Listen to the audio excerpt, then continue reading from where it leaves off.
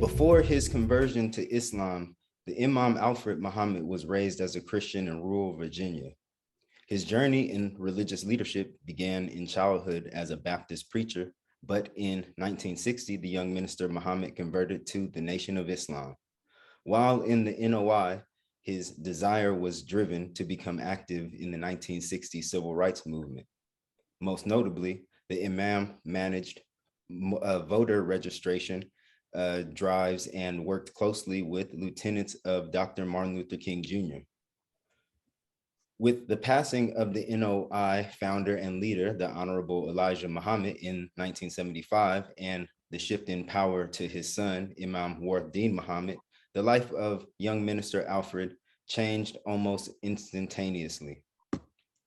He would soon be called upon to become a personal assistant to the leader at the then Masjid Honorable Elijah Muhammad, where he rapidly absorbed the leader's teachings and eventually appointed as an imam, the distinguished title of a recognized religious leader in Islam.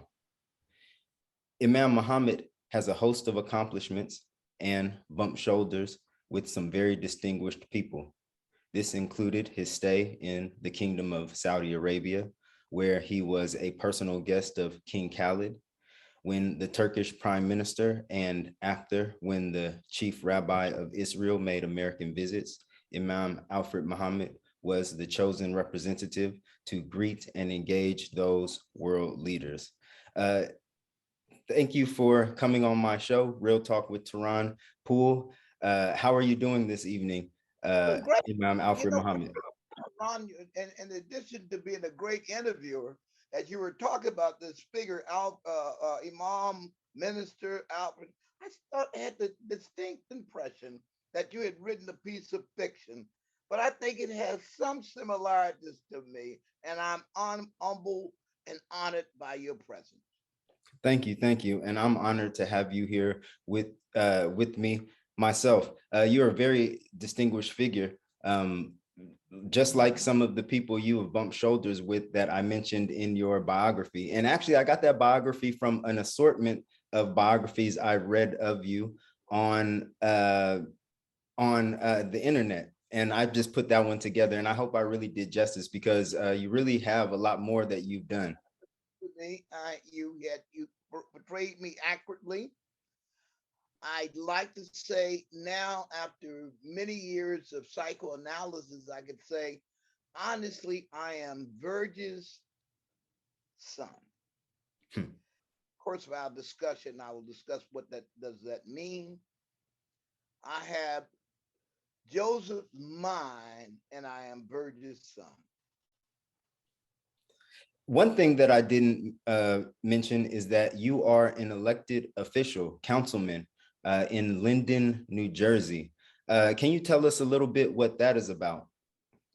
Well, Linden is governed under what is called the Wildwood Act. The Wildwood Act is a law that says that the city is actually governed by the city council and with the consent of the mayor. And there are 10 of us with a council president. So actually the power is vested in the city council, which is responsible for $140 million budget, police, and all. The title of the mayor of the city of Linden is actually the director of the police. He's the mayor. Preside is the person, the ex officio of the city. But actually, we govern according to our mayor. But I have been a councilman now going on 4 years. And if you had told me 20 years ago that I would be a councilman in Linden, New Jersey, I would have probably said to you, hey, what are you drinking? What are you smoking? Or perhaps I would say I'm also can sell you a bridge. Uh, but it would be London Bridge or the Brooklyn Bridge. But and then I would ask the question, what in the hell is London? So I'd never heard of London, but I had gotten back with my wife and I decided to find a brand new house. I said, in remarrying, let me get married to a new town. And we found a brand new house. Nobody else had lived in it before.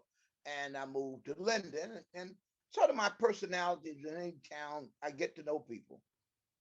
So for my audience, let's take it back to Virginia. What part of Virginia are you exactly from? I am from Lynchburg, Virginia. Lynchburg, Virginia. Lynchburg, Virginia, and it's used to be in Campbell County. Now, what is so historic about Campbell County in Lynchburg? Campbell County is the county that President Thomas Jefferson was born in. Lynchburg is the town named for the Lynch Law. Mm. The Lynch family, I think it was John Lynch, was given land by the president, by the then Queen of England, the King of England, and they were a colony. And as a result of that fact, they Charles Lynch authored the Lynch Law, and his brother John founded the town called Lynchburg. And was It's in it about 180 miles southeast of Washington, D.C. okay? And was it in Lynchburg where you converted to Islam? Yes, it was. And Apropos, yes. and what prompted you to convert to Islam? Was it anything like theology? Was it the social standing of Muslims in the community? Was looking back on it, I can see that. Let's not get. I don't want to be mystical, but it just so happened that one Sunday, I can remember a very cold day. I believe in April, and I didn't go to church that day. Usually, I would go to 11 o'clock service, then I go to 3 o'clock services, or I was really a church guy. I was not a child of the streets. I was not a child of baseball. I didn't like sports at all. I didn't go to movies. Church was my life. And that particular Sunday, I decided to stay home. And the Muslims was making a door-to-door campaign. And these brothers, who also were well known in the town because they also had a musical group called the Jivers. Mm. And I felt honored that they invited me to the temple. Now I didn't know anything about the temple. They said, "Well, you want to come to a meeting and hear all about yourself." So I went. The Temple of Islam is one of the biggest theatrical events that ever taken place in America. I mean, just the whole event it's theater.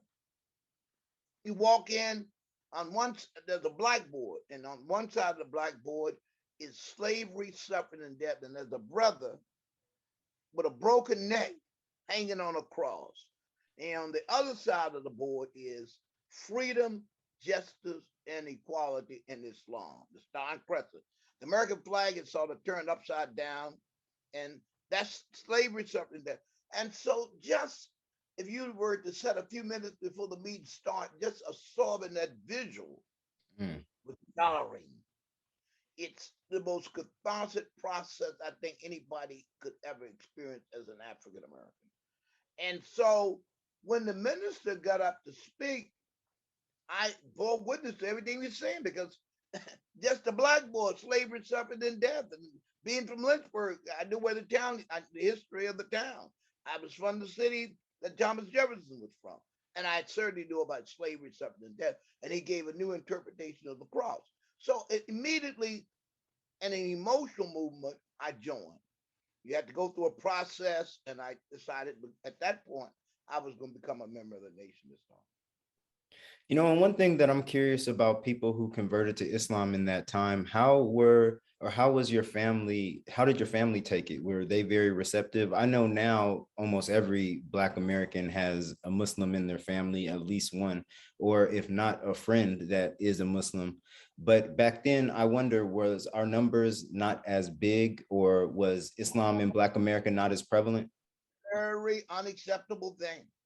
And while we're going to focus on Islam, I must tell with historical accuracy, Dr. King was about as popular as snake oil. The Nation of Islam was, people were terrified of you. I went home and told my mother I had become a Muslim, and she almost died because it was associated with the devil and the Mm. Satan religion. And then remember, Thurgood Marshall had said that the Black Muslims was a group of thugs, probably financed by Gamal Nasser. So there were a lot of mythologies about it. It was looked upon as very odd, and frankly, the people that were drawn to it were basically very odd people. The minister in my hometown, the Jivas was from a very popular family. They had converted to Islam in the 40s. So And was it that was the Nation of Islam, or was that another version? Nation of Islam. Really, there were no other Muslims at that time. You Hmm. didn't see them, but they did. They were hiding. The Nation of Islam was the predominant competitor or receiver of African Americans in Islam. And you know, the history of the Nation of Islam, as somebody who was there in the early years, I'm really interested in hearing about the developments that happened, even where maybe even the Nation of Islam might have got its ideas. But we're not going to focus on that today. One thing that I did want to tap into, almost more than 50 years after the civil rights movement, you having been a part of the civil rights generation, when you look back on what it set out to accomplish, what are your thoughts about all that it has achieved? That is the civil rights movement of the Nation of Islam. Civil rights movement. Because I know through the Nation of Islam, you became interested in civil rights. Well, what happened is kind of I was forced because in order to have somewhere to stay, my mother was not going to have the Nation of Islam. My dad, on the other hand, was a very supportive person because my dad was very much of a quiet nationalist and a man that was pro African American. He also had heard the Honorable Elijah Muhammad, and when I showed him the Muhammad Speaks newspaper, he immediately says, Virgin, there's nothing wrong with that. That's no different than what the Jews are doing. If that boy wants to do that, that's fine with me. And it was, and later on, the temple had some problems. They closed the temple down. So I kind of drifted. And a guy that recruited me into the civil rights movement was a guy named Willie Ricks. Mm. Ricks was, it's still living, very legendary person that Holland was the one that coined the term Black Power. Is that And right? he recruited me to come to a civil rights meeting in Lynchburg, up the street from the now closed temple. And I went to the civil rights meeting, and I then became a civil rights worker under a division of SNCC, which was called the Virginia Students for Civil Rights. And thus my journey of being a civil rights worker.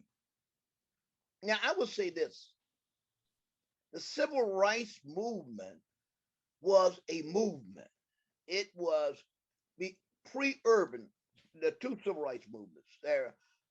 The early civil rights, but I'm going to talk about the one that happened for me. The pre-urban civil rights movement was a civil rights movement of mainly college students, a few drifters, as I would consider myself at the time, a drifter, that was drawn to this movement that had a communitarian life.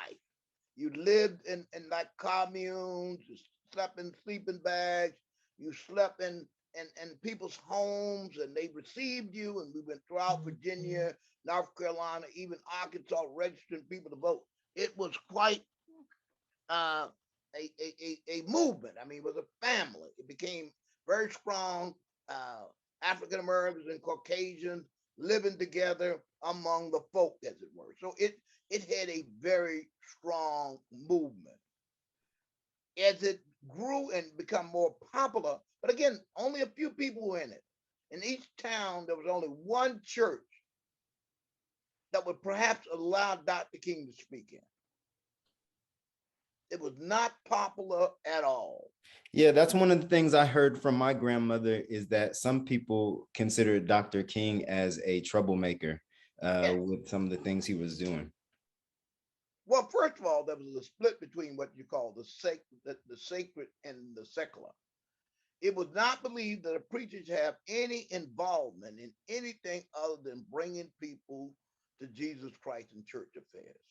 Really? So King had been influenced by what is called the social gospel movement, which taught that the religion was about society. It was not about just life after death. And to be very honest, Dr. King was not a Trinitarian. He never called God anything but the God of the universe. Mm. So actually, he had written this master's thesis on the refutation of Jesus Christ as God. So being influenced by the preachers who led the civil rights movement, his lieutenants, people like not White Walker. White Walker was not really well educated, but guys like Virgil Wood, they'd gone to northern seminaries. So they Mhm. were not teaching traditional Christianity.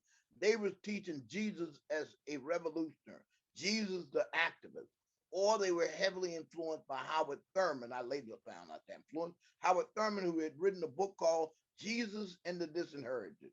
And Dr. Thurman was asked the question, do you believe in Jesus? He said, I believe in the religion of Jesus. Now, Mm. this is a distinction. So most of the leading civil rights leaders, including James Bevel, they were not about the life after death. They didn't go, as preachers are taught, you always have to go to the cross. And they end their sermons with the cross. These men didn't. These men took the music of the church and turned it into civil rights. I ain't used to say, I, I woke up with my mind stayed on Jesus. They changed it to I woke up with my mind stayed on freedom. Hallelujah, Mm. hallelujah. All the terms was dealing with the here and now, and that's what appealed to me, an applied religion to deal with ending segregation. It seems like not only in Christianity, but as well in the Nation of Islam, that they were more focused on the here and now. And, some could say that's one of the pitfalls of religion, that it kind of puts people to sleep about their immediate reality and defers it to what is supposed to come next in the afterlife.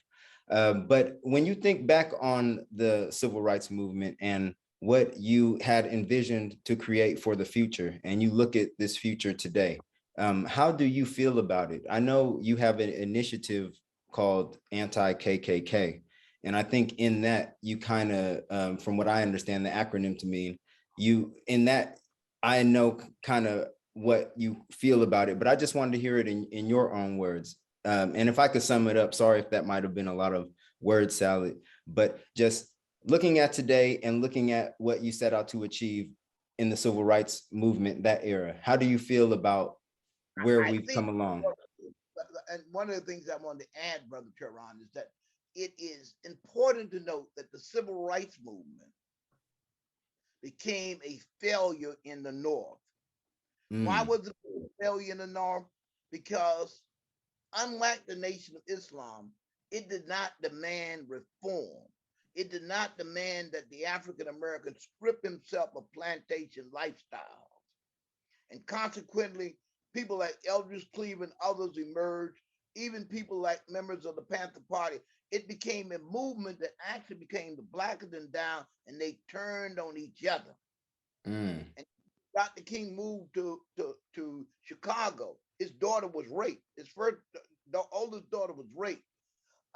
The Nation of Islam demanded that the African American check his dice, his guns, his drugs, his promiscuity at the door. That mm, had to end. They demanded total reform of the person. So, in addition to pushing a separatist program, it pushed development. That was really one of the weaknesses of the civil rights movement.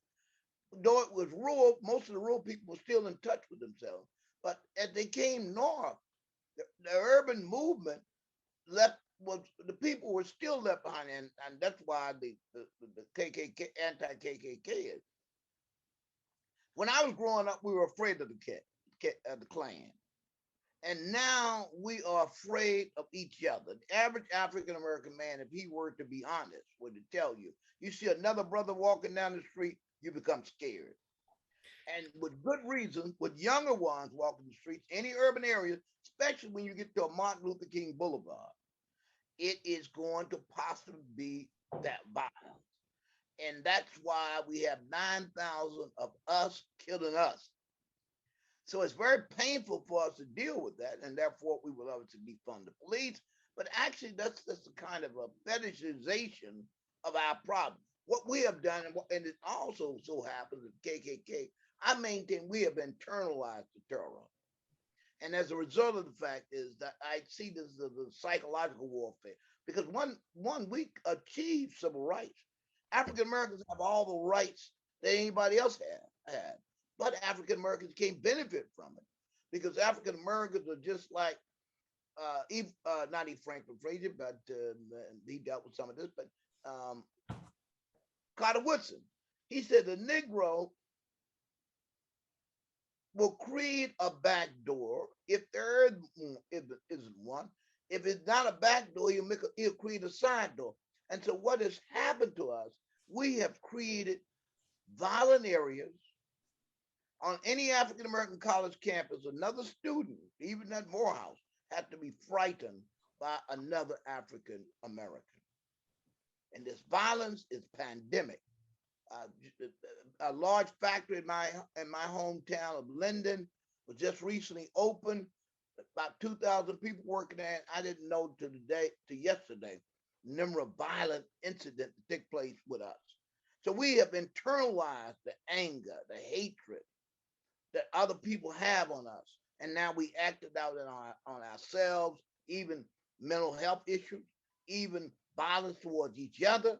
So we talk about 9,000 or more that have been killed by us, but we don't talk about the number of been wounded.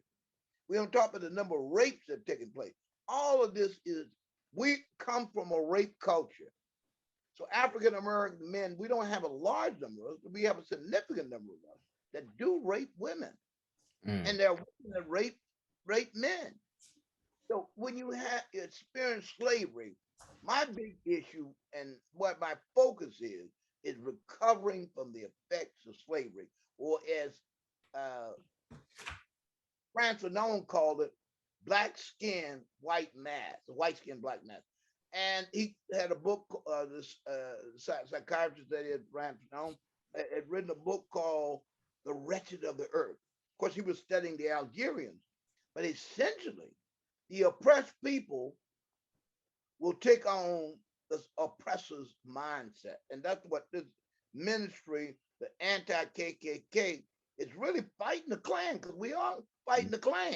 And, that's what I found to be a little bit, I don't want to say comical, but I found that to be interesting in that is that, we are the Klan when you look at our numbers. And I know people who look like each other tend to perpetuate certain acts against each other. You always do it to the people closest to you, the person that looks like you. But the rate that in which we do it is far exceeds other people. But I'm wondering, how did we get there? Because when I look in your generation, when I look in my grandfather's generation, you didn't see us committing such acts of violence on each other. Or am I maybe just not aware of what was going on then?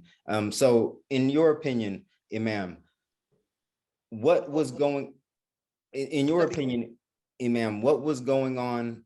Were these things happening back then the way that they're happening now, or is this a new phenomenon? And how did we get here if it is a new phenomenon? Give me about 5 minutes, maybe 4 minutes, I can explain it. At one time, we were a people of innocence. Two facts.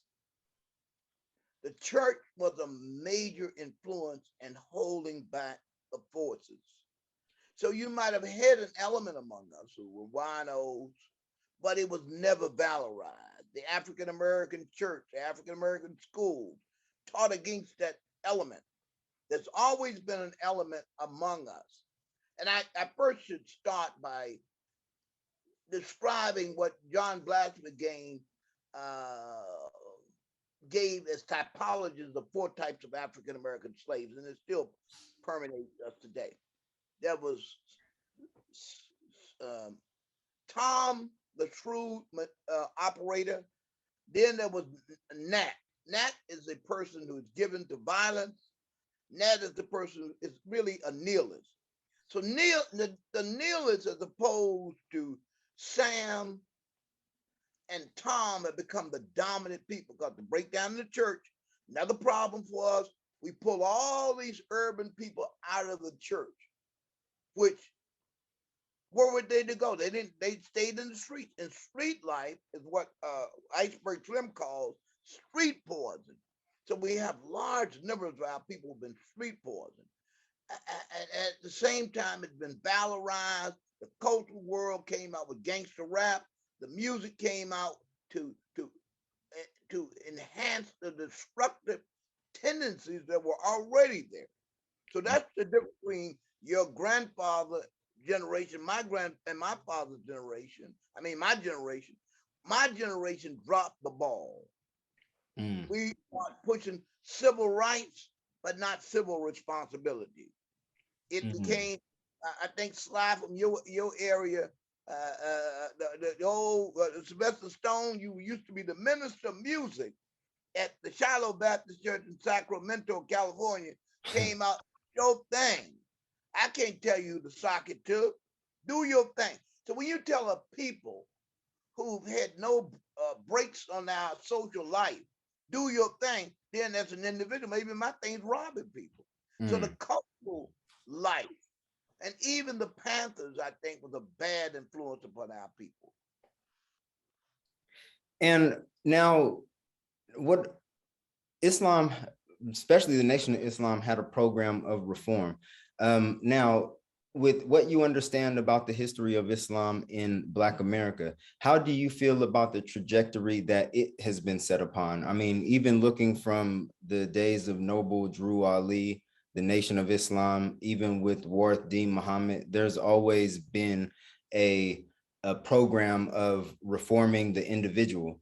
Do you see that same program in what is the dominant strand of Islam in Black America, let's say Sunni Islam? No, it's not there, and it's even dying among the Muslims that came out of Imam Muhammad's community. It Mm, is it is dead. It has been engineered by the engineers from various places. I may go into it, some that who caused this, but they know that an undisciplined people that are ex-slaves left on their own are going to be self-destructive. This is known. So the social reform, most of the so-called Sunni groups never had any reform. There was violence among them. I could name their groups. There was violence. There was never an effort to reform. They said just being a Muslim is enough. La ilaha mm, illallah Muhammad Rasul, that's sufficient. So they left people to just be themselves. And so I have coined the term, and when I speak in so-called Sunni mosques, I always said to them, I have to warn you that I have a DDS. And so everybody, I said, not a doctorate of dental surgery, but a doctorate of deniggification sciences. Plantation made niggas out of us. Noble Drew Ali, the Elijah Muhammad, and many others insisted that we be reformed. And to bring people into religion and not reform them is actually to cause them to be deformed. And so now, so many Muslim groups can justify robbing someone because, after all, that guy's a Kafir. mm, And some of these movements, I don't want to name them, but they are very dangerous because, first of all, there are popular imams running around telling African American, you're not even African American. So if I come into the mosque and I don't talk about my past, always as an imam, I think every imam should have a social service department set up. mm, Every member should be interviewed, find out their background. And we shouldn't be so quick to recruit people out of jail. What can we do in the mosque with a child molester? Not much. What can we do in the mosque with somebody who's a chronic thief? Not much. What can we do with probably a drug addict? Probably we could, but you have to have a program for these people. And mm. the Nation of Islam, in a real way, was a day program. A person was working every day. So re-socializing that person so they had to give up these bad habits. I plan to bring that back in the mosque. I'm going to start in Linden. I plan to revive the social reform movement that Imam Warith Deen Muhammad started. Imam Muhammad was a victim of horrible leaders who Mm. were jealous of him, mainly because they wanted the materialism of the Nation of Islam. The ministers lived good. And when he stopped that, and when I joined him in stopping that, I became a pariah and he became a pariah. He became less of a pariah, but they had people to sit down on him. And they start emphasizing more of his spiritual teachings and less of his social reform teachings. Mm. Well, And, where did and as a result, the African-American community deteriorated because there was nobody there to watch the African-American community, to monitor them, to serve as a social, anti-social barrier, to block the social barrier, even to monitor the kind of culture of Superfly and all the crazy culture vultures that they sent on us. Well, how do you see bringing back that? What ideas do you have to bring back that type of social reform within the Islamic ethos now that it's been lost? Do you see bringing back the program WD Honorable Elijah Drew Noble Ali had, or do you see the situation being different and a new plan needs to be devised? I'm planning to open up probably within the next 3 or 4 months. I think I don't know what my GoFundMe page is, but later on I'll send it to you so people can donate. And I'll put it in the description. Huh? And I'll put it in the description for the link on this video. I am planning to open up a center. I won't call it a mosque, masjid, because masjid means a place of concern. It really will be a masjid, place of substance. So my concern for my people should be given to Allah. My concerns to reform to be placed at masjid means a place of submission, sajda. So I should make sajda for Allah for what purpose? To solve my problem. But now, having said that, I'm going to open up a center because I think we get too caught up in foreign language. People don't even know what it is. I'm going to create quite a stir in the Muslim community. I'm planning to open up a center, and probably all of the the worship light will be in English. And what's the reason for that? The reason for that, if I understand thine aid do I seek, and then I give the people an interpretation of that. Or either I tell them, Bismillahirrahmanirrahim, well, that sounds good. But if I don't know that Allah is the merciful, Imam Muhammad's translation, the merciful benefactor, that God orders is the one that gives. He is the benefactor and doesn't expect anything back. Then I have to, if I think on being a benefactor, that means I'm going to be a benefactor to myself, my family, and I'm going to be looking to give rather than receive. Now, if I understand the word Rahim to be the redeemer, then I'm going to redeem myself. I'm going to try to redeem my community. I'm going to try to reform my people. It creates a whole new ethos. Having said that, the second thing going to be important in that, I plan to have men training classes. They will be similar to the FOI, where men will learn how to be men. Obviously, women will learn how to be women. You know, Keisha has to be taught that she can't be Rihanna.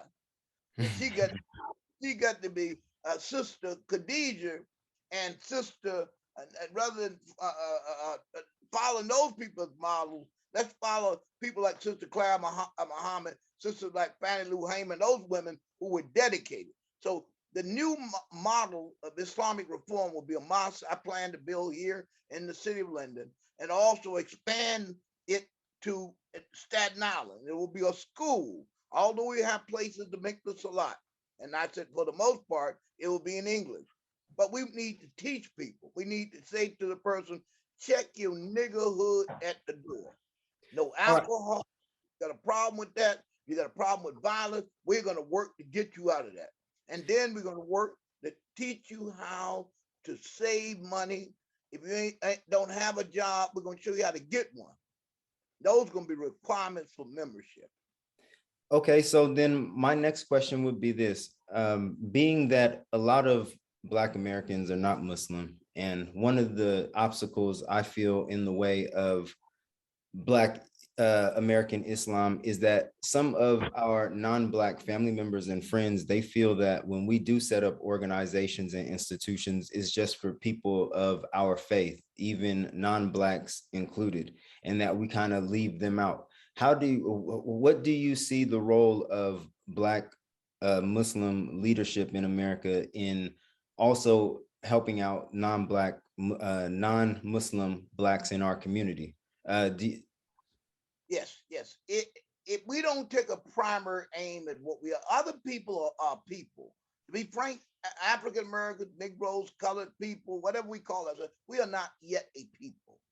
Mm, Islam offers a plan to develop a people because God says, and I may have to just give the Arabic.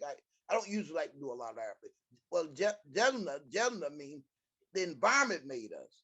So you and I have been made from a different environment.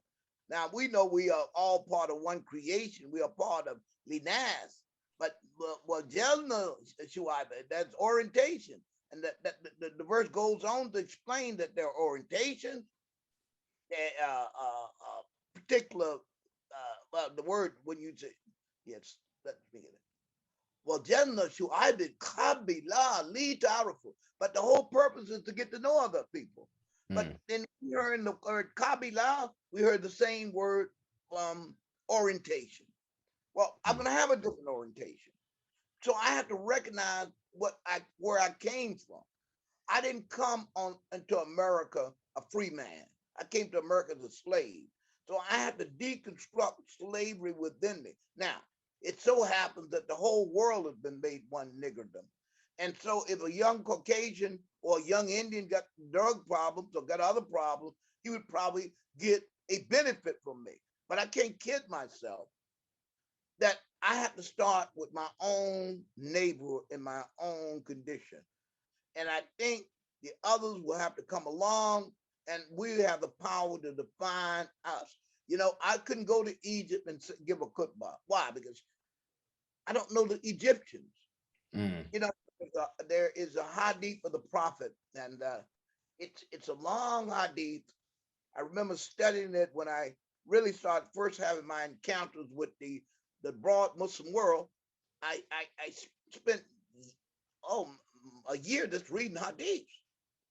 And then I later on formally studied Hadith sciences. So I at Hartford Seminary with a renowned Islamic scholar. But what am I saying? That was a Hadith of the Prophet when he sent people out. He said they had to know the history of the people, the hidden secrets of the people, how to win their affection. So to me, that lays the foundation for the fiqh or the application as fiqh is the application of the religion in the particular environment. So if I'm in an environment where promiscuity is, I have to address that. I have to go into my medicine bag and address that. If I'm dealing with people who don't have jobs, I have to address that. If I'm dealing with people who think the others should do for them that which they could do themselves, I have to find ways to go into my toolbox and address those problems. And if others have it, they're gonna come to the hospital too. To Mm. me, the masjid is a hospital. And you know, God bless the Muslims elsewhere who are suffering problems, but I think sometimes with especially Black converts in general, but I see this with our people, especially when they come into Islam or they're Muslim, they tend to focus on things that are going on thousands and thousands of miles away, and tend to put their energy more so in that than what's going on outside of their front door. And a lot of people in our community who are non-Muslim, they find some type of they feel some type of way about that. And you know, I think it's kind of high time for Muslims to kind of at least start reflecting on what's going on in their communities, just like you said, and start doing something about it. Also, Brother Tehran, it's a plan by the Muslim, the leaderships of these groups. They see Mhm. African Americans and others as cannon fodder. They see this as a war, and then most of them don't have a very good opinion of it. Basically, they have numbers to fight their battles. They have battles. They're fighting different forces. I understand they are fighting, but they want me to join them in their army fighting for their cause. If their cause is the Palestinians, they want me to fight for the Palestinians. They want me to exclude other issues of mine. I maybe have concern for the Palestinians. I do. I have concern for the Rohingyas. I have concern for the Uyghurs, but I have concern for Duggar. I have the concern for Keisha. I have concern for Ray Ray. If I don't be concerned about Keisha Ray Ray and say I'm concerned about the Uyghurs, I'm a liar. Mm. I don't know the Uyghurs. I know of them. I don't know the Palestinians. And sad to say, is when many of these people come here, they're worse than the white man. Mm. down upon us. Someone just told me a delivery man came to his door. This man is a second generation Muslim. Grew up third generation Muslim. And some immigrant Muslim came to his door to deliver and saw his name, Muslim name. So why are you wearing that name? You don't know anything about that. So of course he was one of the ignorant Muslims. I understand the ignorant ones; they don't know any better. But the leadership of these groups, I meet with them on a regular basis. The top leaders of the Muslim organizations in America. Mm. We'll name them. They represent every continent. I think, with the exceptions of the Africans, the Africans unfortunately don't really try to put their take on the global world. They are basically under other groups. But every one of these other ethnic groups are hell bent on making us slaves. They're Mm. hell bent on using us as a tool. They have told some of our leaders, I won't name them, that African Americans are not even your people. I heard a very famous brother that I grew up with in the Nation of Islam, who later on became a popular entertainer for the immigrant Muslim. Now, he doesn't claim to be no scholar. Mm. I heard people, immigrants, after he had spoken, say, "Oh, I thought the entertainment came last." But they see him as an entertainer for them. He goes around the world raising funds. His masjid is in a ghetto area, and I have not seen him do anything for his people. In fact, I talked to him about that. I hope you'll help me raise some money for some of my issues, but I doubt it, because the leadership of these Muslim organizations, remember, I meet with them as leaders representing our organization. I meet with all the major Muslim organizations, not the organization, the leaders of these organizations. Yeah. And one to a letter is interested in nothing but making us another slave. They have zero respect. And let me just give you an example. I'm an elected official.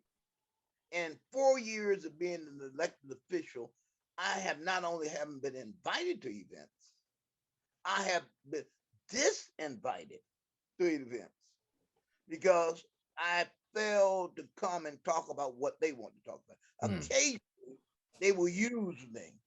Like when a particular prime minister of a oppressed country came here, they asked me to speak.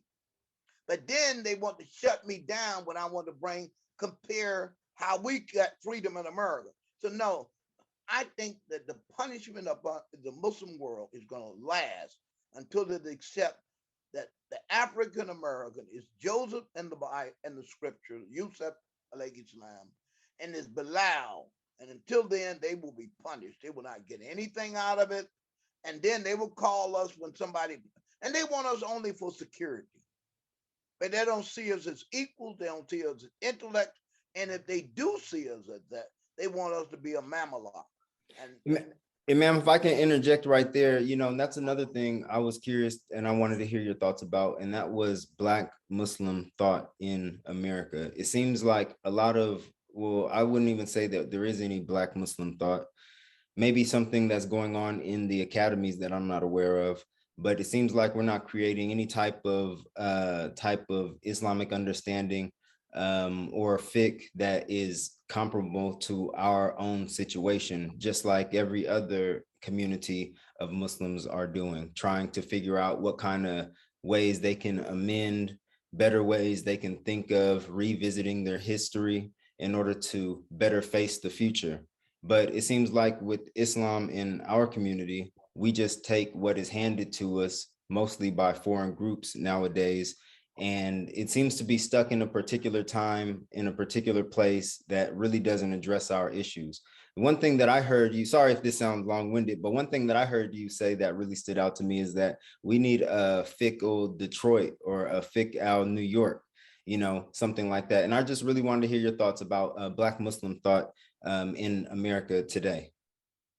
yes, it is a huge concern of mine. I happen to have formerly studied Islam. I studied Islam at the Hartford Seminary, and I had two very learned person. One was actually from the ulama, a man by the name Alwi Shihab, the Mm. ulama from Indonesia. So I took his courses and actually took his course in fiqh and Islamic law, and I also took his course in hadith, criticism, how to pick out hadith, and I took his course in the Quran. So I was trained Imam, one as a. thing, your camera's kind of low. Can you see me? Yeah, your camera's just a little low. You might want to lift it up a bit. Okay, is that better? Yeah, right there is better. Yep. Thank you. And so I started studying.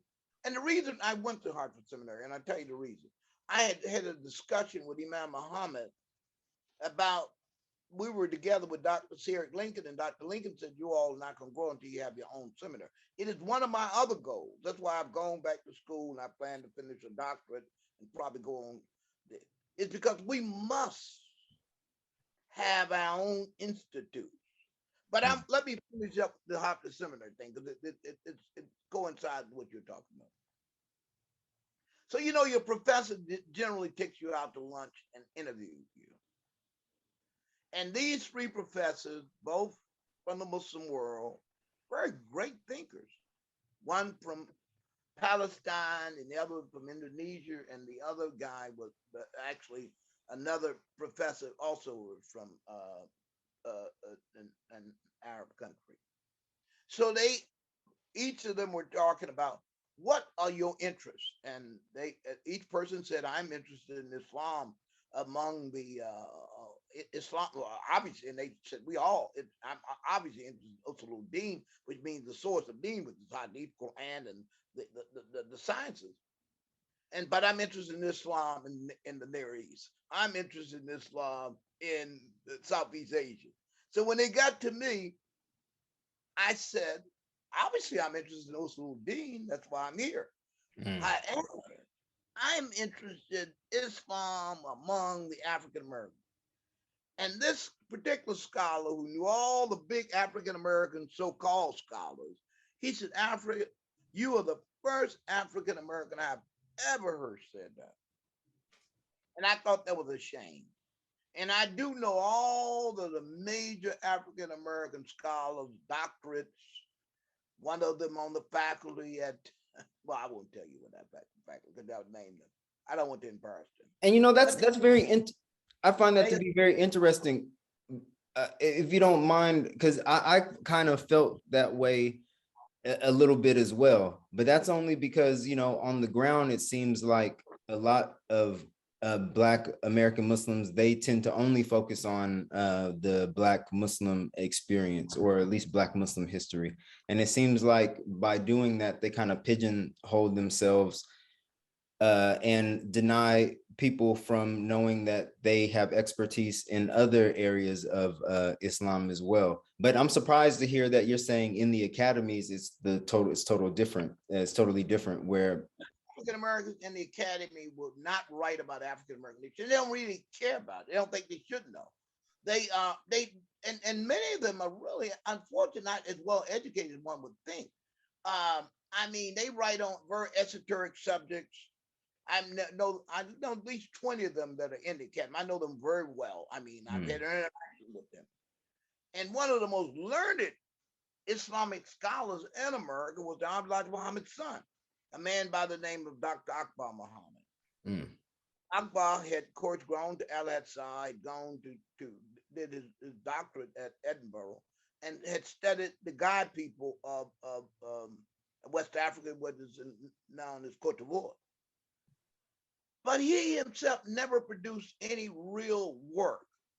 And I think that was because he was so disconnected to us. Now, he and I used to have some discussion. He sort of obligated me, and I feel obligated. And him and the guy by the name, well, not Dr. Akbar so much, it's Suleiman Yang. I'm finally fulfilling Professor Yang, may Allah rahmatullah alayhi, and may I be successful, because I intend to finish the doctoral program I'm in at U of Chicago, or probably finish the master's, and then go on to do a doctorate at Oxford. And I'm still, trying to get my the basic sciences, the Islamic science, that you have to be able to read the Quran in Arabic fluently and read the scholars. But I want to open up a seminary to train imams. We're never going to go anywhere till we can train our own scholars in our own environment. And I was motivated by this because the African American, we talked about the civil rights movement. There would not be a civil rights movement had that not been Dr. Benjamin Elijah Mays. Dr. Mays graduated from the University of Chicago, founded the theology, the divinity school at Howard. We must have our own seminaries training our own scholars, our own ulama. Until we have our own ulama, our learned people who can critique hadith. Critique hadith? What do you mean? Yeah, the hadith. The hadith has to be critiqued. You got to know what is the good, bad, what they call it down now. Y'all bringing me back stuff I didn't want to go into, but I will. What is the hadith taught me? These are hadiths. Well, anyway, we're not going to go through this Islamic science, but I just suffice to say, one has to know this, and one has to know analogous reasoning. What circumstance, what time, certain things that happen in the prophet's life are called asbab wurud. Wurud means the occasion of the current. Then you have to apply that to Baba on 125th Street. Now, why should I study the adab of Harb war? I'm not fighting a war. I don't need that. I may have to understand it, but I'm fighting peace.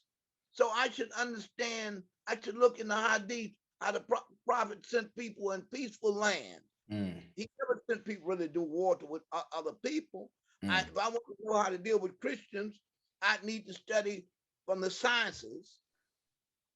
And really, Imam Muhammad taught us all this, but I mean, people need to document this. Is that, how he related to the Christians in the Torah. So I should be pulling my head apart to look in the Sirah to analyze my circumstances. Definitely. The science of war when I'm not in a warlike situation. Definitely. And the one thing that I wanted to touch on before we get too far off the topic, and I know that you had mentioned something about him before, and I actually have this book right here, but I know you said that you might have known Michael A. Gomez, familiar with. At the Muslim intellectual, he acknowledges me. Okay. We spent lots of time together. We got in a little trouble together because one of his students had stolen a manuscript that I had written, and it ended up in a dissertation. And I got pissed off with that, not him, but a student who later on got a PhD. But he used material of a manuscript that I had written in the dissertation. Well, tell me a little bit about the background of the book. Did he share with you any insights on why he wrote on this particular topic? I looked at other books that he had written. Let me see the book. Black Crescent. Black Crescent. Oh yeah, he was interested in Islam, primarily among African American, but he also studied some other Muslims that had come here. I think the Mujallans. I'm not so familiar with that. But Gomez is interested, as he has been interested, in the intellectual history of Islam in West Africa. So you mean the Melungeons? Yeah. Because I was reading the book earlier today for this interview, and I heard Abraham Lincoln was a Melungeon or something like that, but that might be some of the way off topic. But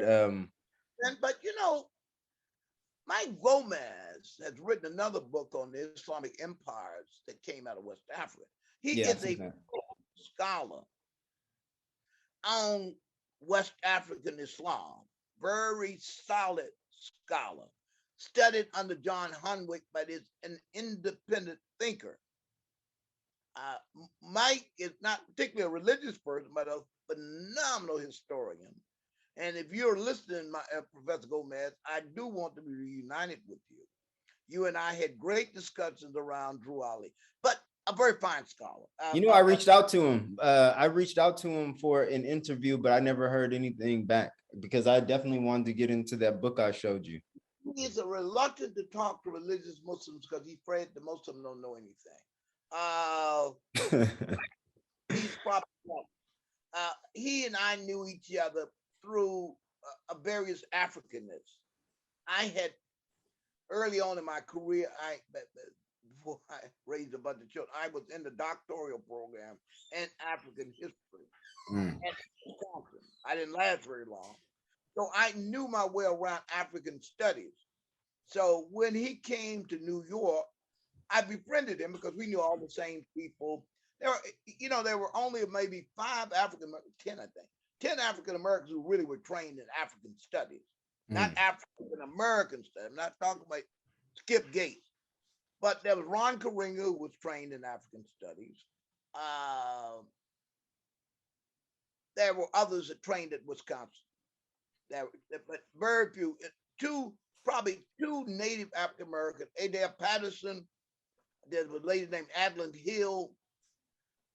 But there's no more than 5 of us. And the reason being is the CIA had a lot to do with the African Studies Department. So they vetted you. And since I was a loudmouth Negro and didn't know how to operate in the academy, I was summarily kind of showed the door there. But it didn't stop me from acquiring a lot of knowledge. To really be an Africanist, you need to speak French. You need to know French. You obviously have to know Arabic. And you also have to know a native African language. And that's what considered to be an Africanist. And Gomez is one of the highest people. He's African descent. And, I'm interested in knowing why he felt Black Muslims didn't know anything. I'm definitely curious in how he came to that conclusion. Well, because those he encountered are like that. The average African American Muslim doesn't read anything. He doesn't even pick up the New York Times. And they lost that we used to have in the Nation of Islam. The Nation of Islam encouraged learning. The so-called African American Sunni reads nothing. Doesn't know anything, but he knows doctrine from someone else's perspective. So people who are intellectuals, by nature, a lot of them are arrogant anyway. But the second part is they don't want to waste a lot of time with people who don't know what they're talking about. And many of those people can be very arrogant with you, can be very argumentative and don't know what they're talking about.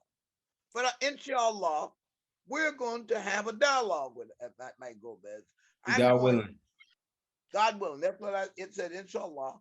We're going to spark that dialogue. And I think what will happen, I've reached out to him through others who know him well. He's in Atlanta. He's at NYU, but he lives in Atlanta. And I know some people who are good friends of his from the Morehouse History Department who is making diplomatic efforts to reunite. African Americans are another thing about us. He's an African American. He's an African of Puerto Rican descent. The problem is we are fixated on non-forgiveness. So you may pick a piece of chicken off a brother's table or walk on his shoes and he'll remember it for 50 years. Forever. What happened between Mike and I, or something I said at a conference, and the brother hasn't reached out back to me. I know what you mean, Imam. That's our downfall. We will forgive everybody else for 10 times worse. We won't forgive us for the least. You know what I'm saying? That's one of our downfalls. But that's another thing that I wish maybe we could talk about in the future is how do you reform Black Muslim thought? Because I think you hit the nail on the head saying that the only Islam we know is doctrines from other people's perspective. And I think that's one of the huge downfalls of Black Islam Islam in Black America. Our point of view. If we study under Pakistani, we study only his version. We won't go and study the Qadarites. We won't study the others. To be a real scholar means you have to be familiar whether you accept it or not. I mean, I've studied a lot of the Shia. I'm not a Shia, but I can converse with Ali Shariati. I I read mean, that. that's probably that Harvard Divinity School training in you, because it seems like a lot of people who go to the Harvard Divinity School, they have this all-encompassing outlook on religion, or as I believe. I think what happened at Harvard, well, you know what? To be honest, I had that before because I really believe that if I'm going to teach Islam as an and I'm just not an imam, I'm studying to be a scholar. I should know other people. I should know Christianity thoroughly. I should know its theologians. I should know its thinkers. If Definitely. I'm going to critique the West, I should know who Plato is. I should know why I don't like Plato. If I don't, I won't. I should know Albert Camus. I should know all the great thinkers. Mm. That's what the Muslims did in the past. And I'm going to tell you something. You might not know this. The Honorable Elijah Muhammad had read over 100, what Fraud required him to read 105 books. Imam Muhammad, if he were here today, could sit down and discuss the intricate details of Plato, as well as he could discuss the intricate details of all the great scholars and thinkers, including Maududi, Said Qutb, all. He knew those people. You can't be a Muslim thinker without knowing thinkers. Now, if you have a catechism, you can go and get a catechism book, and you can find out what this particular person says about the Quran. And all he's done in one of these madrasas is memorize Sheikh so and so and so and said, that so and so and so and said, that so and so and said, and you way down the food chain. And that's what these new movements in Islam are. They're just, it's tertiary. They're not even primary sources. So we should read the primary sources of scholars, but we should also know what others think about it. Definitely. And I just had that appetite in me because I had to, in my journey out of Christianity, I I went back one year and around 75, and I said, let me study, is there any inclination in me about Christianity? And since I had license as a pastor, I actually served as an interim pastor. And that afforded me the opportunity to study the church doctrines. And I studied theologically thoroughly. I mean, if I had to be engaged in a discussion with a learned Christian, most of them couldn't keep up with me. You know, and that just goes on to the video I uploaded on my YouTube channel of you giving that speech, giving that lecture in the church. The way you were speaking with the Christians, the way they were very receptive of what you were saying, how they asked you somewhat difficult questions and you were able to take them on no problem. That, you know, I definitely find that commendable, and it shows having some type of experience with Christians and knowing their background, which I think we don't have enough of. Yeah, I believe it's unfair of me to be an imam in America, knowing that I have Christian members, and if they were to come, former Christians who might be interested in Islam, if I can't discuss with them Paul Tillich, if I can't discuss with them Dietrich Bonhoeffer, if I can't even discuss with them early church history, I'm doing them a disservice. And so it was about 2 years from 75 to 77. And I didn't know until later Imam Muhammad had recognized that in me.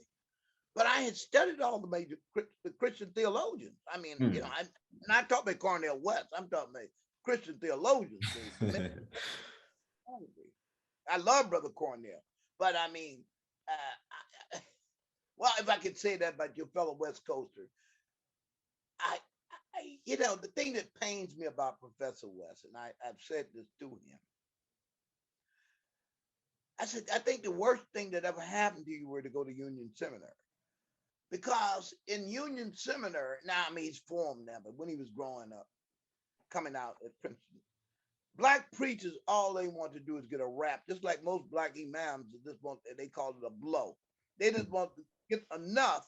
But brother, just tell me what about it. He ain't gonna read it. What is that book about? And he'll go up and run a football on you, making people think he know everything. Well, that's the same thing with black preachers, and Cornell being a brilliant genius. Around most of them, they're just looking for phrases. They're not looking really for thought. They're not really looking to critique Christianity or to even understand it better. It's Mhm. just something to rap about. Just like the greatest rapper in Christian history is Michael Eric Dyson. It, I tell you, I was hurt to hear him speak. I mean, it pains me to hear him speak because he can go 25 minutes and run on. There's such a thing in the English language called run on sentence. He Oh had my run on God. with no conclusion at all. And I'm telling you, as a preacher, was trained in Christian, as a preacher, I'm embarrassed. I, I was listening to him at Aretha Franklin's funeral, and I felt like crawling under the pew. That's how embarrassing he is. Now, to a person who's not critical, but that, these people make people laugh at us. I come from the school of thought of Dr. Mays. I come from that school of thought of people meaning that you had to be thoroughly prepared. I remember going to a great Christian preacher and telling him that I was leaving the church. And he looked at me and he said to me, he was going to suggest some books. Then he said, I think you're prepared. He said, but you better be prepared. Now, how could that I say that man hated Islam? He, for his personal reason, he didn't want to convert. But the point is, those men respected people who are thorough. And Mm. that's what we emphasize with our people. Go and get a bibliography of a field and read it thoroughly. You don't have to go to school, but while you're on the job, you got a break. So I ain't gonna stop till I finish that book. Now I Mm. ain't gonna play a video game. I reward myself with a video game, whatever you do for recreation, until I finish that book. So if you were to look around in my room, there's so many books here, and I just read, man. Because you know what? I can't be a thinker. I can't help people if I don't know what they Mm. think.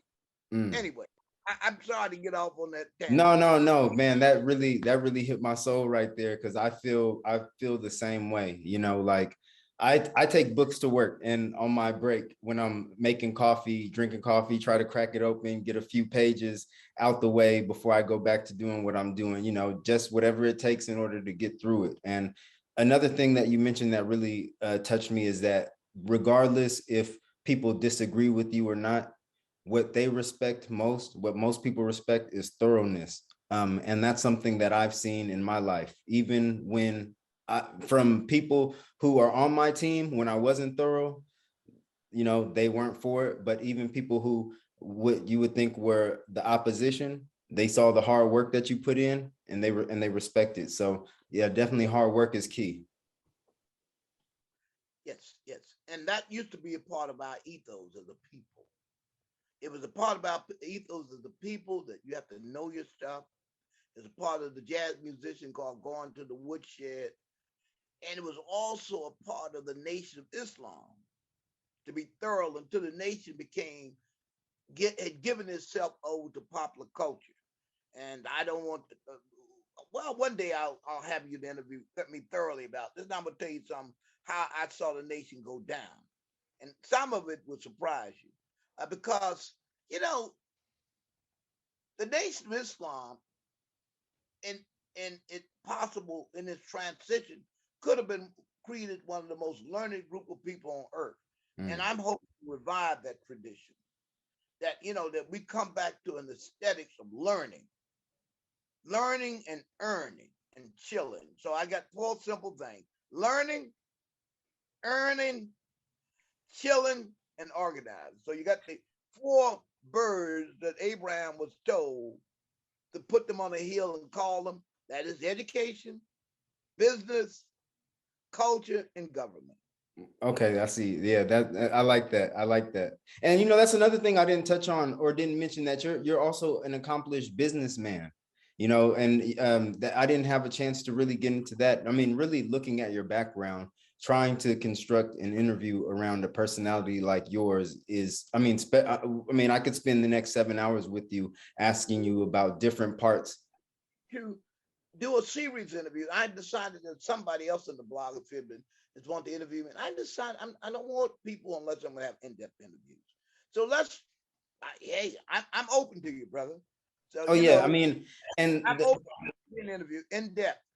And I don't want to say the unfortunate part, but the fortunate and a little bit unfortunate part is all the great conversations we've had before this that, will just be stored in our memories and maybe lost to history one day. But, I do hope to have you on and maybe we can go through things a little bit more thoroughly. Right now, I just wanted to get maybe a synopsis of where you started, what your aim and objective is, and what you see for the future, your analysis on various topics. And definitely your analysis on the Black American Muslim community is something that's much needed now more than ever, because I see us not critically thinking like what we used to in the days of Drew Noble Ali, the Honorable Elijah Muhammad, Warith Deen Muhammad, even with yourself. It seems like we're just more hook, line, and sinker, whatever doctrine comes our way, as long as it has an Islamic stamp. I think I have a series of letters that I will call letters to the Black man. It's an answer, it's the 20th century answer to the Honorable Elijah Muhammad message to the Black man. And I plan to deal with some of those themes, obviously from the root of Al-Islam, and to really address those issues. What should African Americans really be doing? What thoughts we have? What is Muslim African American obligation? And you might know in Message to the Black Man, Abdullah Muhammad said the most beautiful service on earth, he says, is the Muslim prayer service. Oh, So I definitely. explicate some of his thoughts with my own understanding and to appeal to African American people in general, but also the Muslims in particular. Because I believe we are the vanguard. And I believe once the Muslim African American community come together, it will bring the African American together. It will bring America together. It will bring the world together. And ultimately, the Muslim world will come together. Once they see us standing up and really practicing Islam, not as some mystical, spooky, spiritual abracadabra, abracadoo, but as a thought that produces results in the four rivers or the four birds: education, business, culture, and government. So that's I'm all yours, brother. You're a thinker, and I like to be questioned by thinkers. It makes me sharp. Oh man, I like having thinkers on because steel sharpens steel. So, Imam, I don't know how much more time you have. There is one more thing I wanted to address, and I heard you speak about it before, and I just wanted to get your thoughts. And For you, brother, I got 15 more minutes. okay, and this will be the last question, but one thing that I heard you mention is that you feel or you believe that Black people will never get the respect that they deserve as long as we have the Black on Black crime rate where it's at. Um, why do you feel that is an obstacle? I mean, I have in my mind why I feel it's an obstacle. I in every conversation with non-Blacks, that's always being brought up, and sometimes I believe it's brought up in a disingenuous manner. But why do you feel with the murder rate the way that it is, we are not getting the respect that we deserve? Basically, it's our Achilles heel. Why do you see that? Well, you see, the only thing that we really have, we don't have great material resources. We're not established as a culture. We're not established anything. The thing that we do have going for us, and we did have going for us, and we will have to revive it, is moral authority. Most everybody in the world know how we've been treated. So every time we commit an act against that, against one another, it reinforces that I told you those niggas ain't no good, and they deserve what they got. Dr. King had moral authority. Even the Honorable Elijah Muhammad had moral authority. He was called the white man the devil, but his followers were clean. They were organized. They were nonviolent. Even when they were convicted of crimes, I mean, that some of us were. I mean, legitimate crime. I'm not talking going for the draft or something. And when the brother would be busted, he would submit. I can tell you a real interesting example. Muslim brother who had a habit of robbing banks. Mm. And he came in, the FBI arrested him. He told the FBI, he said, Agent, can I talk to you man to man? The FBI said, certainly you can talk to me man to man. He said, whatever you do, don't tell the captain that I robbed banks. So he recognized that the Nation of Islam condemned criminal acts. And he was only come later on, he had to face the FOI. And he was, he was soundly condemned in front of 2,000 men as a bank robber and told that he had deviated from the Nation of Islam program. So that gave us moral authority. I remember my first job I got in New York. They came to the temple and they asked for 10 Muslims to come there. People used to come to us for jobs. When you have moral authority, people know that you're not going to steal. They know you're not going to rob. They know you're not going to molest our children. That's authority. But if they see you killing each other, they see you acting like what people said about us, then your authority is gone. And I tell you, if African Americans get back that moral authority, America will listen, the world will listen, and we will lead the world out of darkness. Now we're leading the world in darkness. So every time people see us overseas, they expect, here come the niggas, there's going to be violence, there's going to be fights, and guess what? It usually is. Because we have abdicated our moral responsibility and authority, and we don't have leaders like myself who are sounding the alarm. And I tell you, if we don't change this, it's going to justify us actually going back to slavery. Now, President Biden said, he said they want to put you all back in chains. And people say, oh, that's a racist statement. Yes, there is an element in this country and in the West that are pissed off about them losing their colonial subjects. And they're hoping to convince us to lose our morality. So even some of us will say, we're better off in slavery. The African countries are already saying, some of the African leaders are saying, we were better off in colonialism. So if we don't sound the alarm, the first, morally be responsible, and secondly, be responsible for creating community life. How can people respect us when every neighborhood you go in, wherever we are, right near a Martin Luther King Boulevard, somebody's going to get robbed right now while we speak. And then you go right around the corner, we don't own one store. How can such people be respected when they had stores before they were free? So really, the argument is these people don't deserve freedom. Wow. I mean, that's very powerful. And, really a lot of minority communities can take that advice on how to maintain in a position of powerlessness. That's in the Quran, Joseph. Remember Joseph, alayhi salam, he was asked, even though he was accused of a crime that he didn't commit.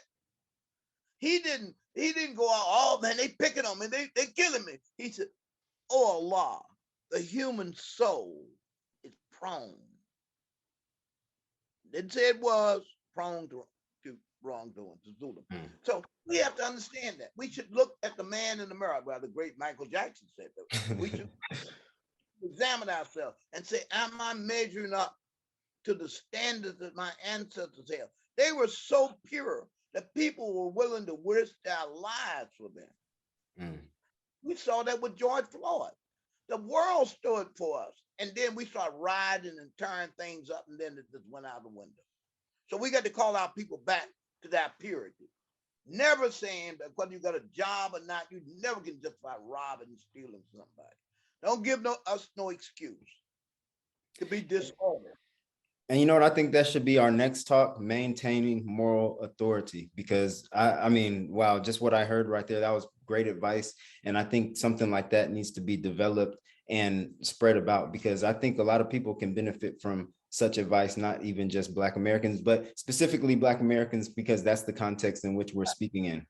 In the oppressed, it's part of what I would call the new pedagogy of the oppressed. New pedagogy of the oppressed. Period. South Africa needs to hear this message too. I hope to get invited. part of the urban peace campaign and the anti-KKK. We're going to South Africa. We're going to Africa because this disease has been spread and it started with the ex-slave of America. Everybody Definitely. wants to immolate us and they want to immolate the worst of us. And that's something that I've been saying a long time, for quite a while now, that, you know, some of the ills, social ills that we've been facing for the last 40, 50 years, you're now starting to see it on a global scale. And so it's mind-boggling how they, you know, but I think you just said it. I don't want to just go on and on, but I think you definitely hit the nail on the head again, Imam. As long as we have people like you and you have exposed me to others, and I like to come back on again, and I will, you know, put in the chat. I will send you the information on how people can donate to me, because I want to make first a tour here in America, and then I want to make a tour in Africa and England, appealing to our people to come back to innocence. You know, Hajj is really about putting on 2 diapers, really. So you got me preaching now. I'll shut up. I You don't know, mind. I don't mind. Hey, well, here it's Sunday anyway, so it's you have to come back to innocence. Once we are like the baby, people will fall down and say, these are the people. We were so wrong how we oppressed them. As long as we keep acting like niggas, they said that's what they deserve. and we'll conclude right there, Imam. Thank you for your time, and I hope to have you on again. I hope Thank you you. enjoy the rest of your day. Thank you, and I will send you that information in the next day or so. Please, and we'll definitely stay in touch. You already know that. So, assalamu alaikum.